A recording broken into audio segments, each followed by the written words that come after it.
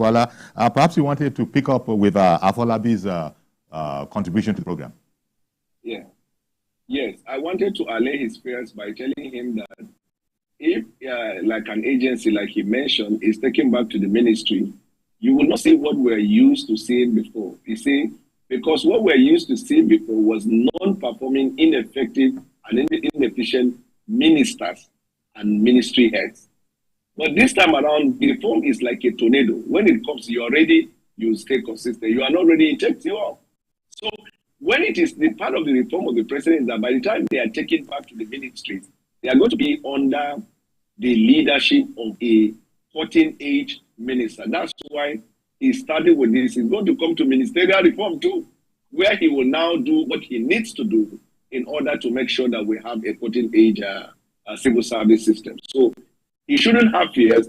This reform will bring about effective people, and there will be a sort of accountability means. Like, for example, during Obasanjo, that was when they introduced the Savicom, where everybody's opinion is heard directly without the interference of ministers or ministry heads, even when it comes to bribery, corruption, and some of these things.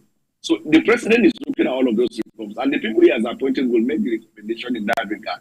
With respect to the last speaker talking about, and I agree with him, that money has been channeled to the governors. We don't see the result in the state. I think last week or 2 weeks ago, I have been hot on that. And I even called on the president to direct the central bank and the minister of finance to publish monthly allocation of states. Let the Nigerian people know how much their state governors are earning. Because this thing happened, if it was not in Obasanjo's time, it was during Jonathan's time, when they were putting the pressure on the federal government and then, hiding themselves, immune themselves from the realities of what they were supposed to do as governors. As soon as Bwala started publishing in the national dailies their monthly allocation, governors now began to sit up, because now you can't lie to the servants, you can't lie to the judiciary, you can't lie to the local government, you cannot. Some governors even tell their people that they have not received allocation. When we have seen not just the increase because of removal of post subsidy, but that recently, allegedly, yet not confirmed, additional funds were given to them.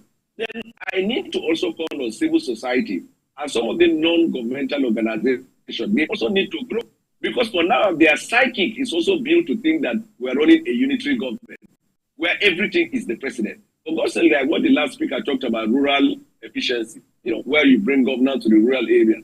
The rural areas are not federal government. They are local government. And then you have state government. And this allocation is shared between federal government, state government, and local government. I can beat my chest to tell you, in the whole of Nigeria, you will rarely find a state government that actually spends up to 20% of what they get for the local government in the local government, not to talk of the state. And the federal system is built in a way that the president cannot start fighting them, like the way Obasanjo was impeaching governors here and there. But it is left for the Nigerian populace to now put the pressure on their governors. Yeah. His own is showing leadership. He increased the allocation. And the last meeting he has had with them, that was part of the issues he told them. I have increased your allocation. Why are crises in your state? Can't you deal with the hardship in your state? So these are the things that the Nigerian people should, even the press, we rarely talk about state government. Yeah. We only talk about the president and the federal government. I think it's about time we begin to call out states. This is how much so state. How is it that the people there can't drink water?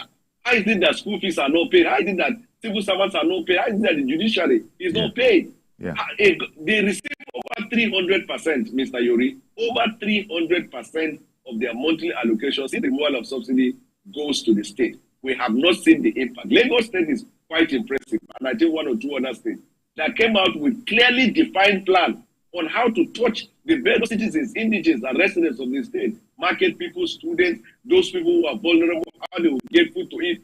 Apart from that, how many governors have had press meetings and told the Nigerian people what they intend to do after receiving this much?